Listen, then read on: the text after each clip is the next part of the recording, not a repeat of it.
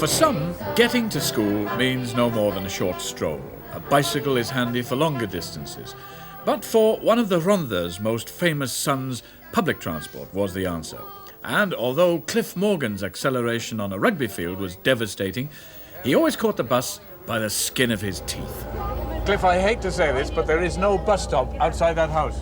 That's a privilege, you see, because the bus used to come outside, toot the horn, and I'd run out, always having a cup of tea in my hand and a little mug, to put it on the warm, mother collect it later, you know. That was a privilege.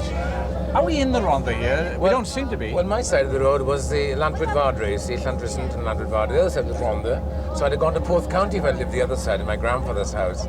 But this side is Tonyrefail, and down now the hill, from the top overlooking the valley into Tonyrefail. The children here have all got uniforms on, nice casual ones. Yeah. Did you wear uniform? We had a cap. And my mother, I remember, because the school cap had rings around it, white rings, you see, and she went out and bought ribbon, because you couldn't buy the caps in those days, and she sewed them on with love and warmth for me. And that's when my little cap I stood off. And I remember passing these places. Look at the open spaces out here. Isn't this terrific to be brought up in? Very pretty this morning. Did you have a satchel? Yes. Oh, yes. Posh satchel. The only thing I had going the first day to school, I remember, was a ruler and a sharp pencil. And I was well equipped. But this journey is staggering, isn't it? Because you see so many things that have not changed. The open spaces. There, out there, was my girlfriend, Mary Locke's house. I used to call up there. I remember that. And of course, down the steep hill now, we used to queue up to go to the pictures on a Saturday night. Now it's a bingo hall. What a great view from up here down to the school, because you know it looks down. It's in a little dip, the school.